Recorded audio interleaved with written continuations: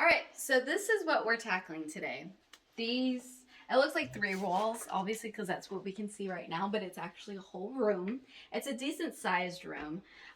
But basically, we are literally going to trash it all. No, I'm kidding. We're going to customize it to our needs. Right now you can see a bunch of this metal racks, and you know what? Sometimes that can work for some people. Unfortunately, it doesn't work for us. It can only hold so much, and it can only be as aesthetically pleasing.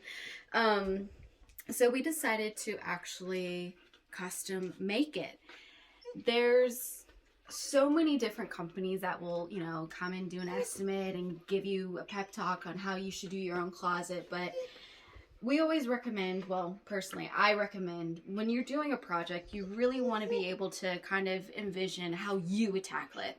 If you can't tackle it on your own, that's fine. That's fair, But let's pretend that you had all the energy in the world, all the, financially budget money in the world.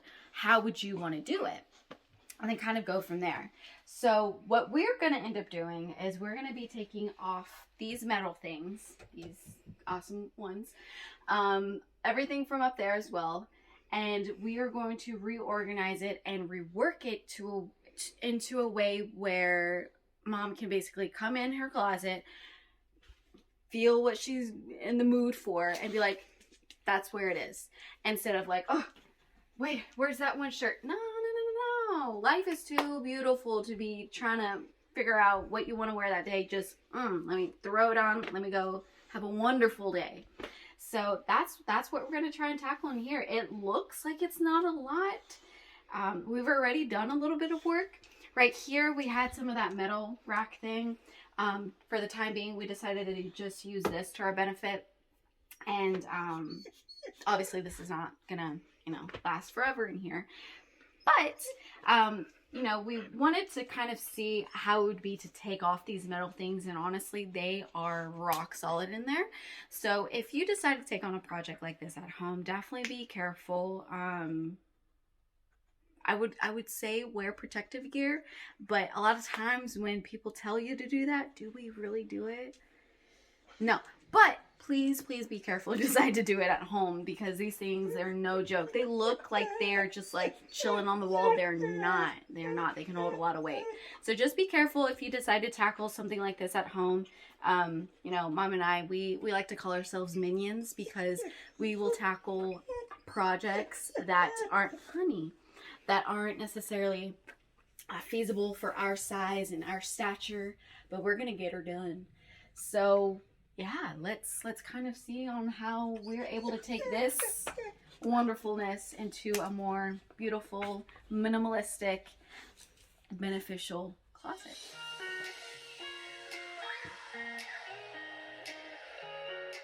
These metal pieces were not that hard to take out, but they were definitely time consuming. It took a very long time for us to remove every single one of them.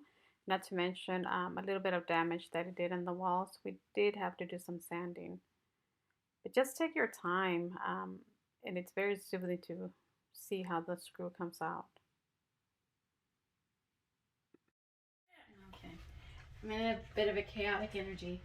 So, as we can see, we've already made some progress. The shelving is gone. Right now, well, I actually have this. I'm not just, I'm filling in these holes right here, which is from removing the shelving itself. Fun fact, so spackling, I think it's fair to say that if you've done projects around the house, you know what spackling is. In case you don't, it's basically whenever and if I have this definition wrong, I'm so sorry. I'm doing my best. So basically my understanding of it is whenever you have a hole and you're trying to fill it, and that's where this bad boy comes in, you fill it with that type of cream or mixture and you just fill it away. However, there's like different ones that you can buy for this specific project, since it has holes specifically, like these I don't know, teeny tiny ones, bead-like type of holes. Saw it somewhere. If I think of the person that I saw it from that gave this tip, I'll probably kind of tag them somewhere, because thank you. Saved us a lot of time. So basically with this nozzle, what it does is you stick it in, not like jam it into the wall, but you just stick it in a little bit and you just boop, and it fills it in, and once it's dried out to the point where it actually comes through the wall, what we like to go ahead and do is just sand it down. That way it literally looks like it's flat and there were no holes before, which is what we want. And that's what we're going to end up doing up here and for the rest of holes that end up showing up. So at this point, you're probably thinking, she's doing it by herself? No, I probably would knock myself out if I tried to take this rack out by myself. Mom already knows, so yay! She already knows that she got her closet. Everything was delivered on record timing, surprisingly. It's, you know, holiday season. There's a lot of shipments going out, and there's even like news that a lot of people are going to get their deliveries delivered late. Gratefully enough, you know, our packages came earlier, which is so amazing. So applauding to our mail carriers for that. I know the year has been in crazy condition for y'all, so thank you so much. But we're so excited to go ahead and start tackling this project and take you guys along with us. Here's what the boxes look like, and we had probably 20-30 of them in our garage. Pretty big.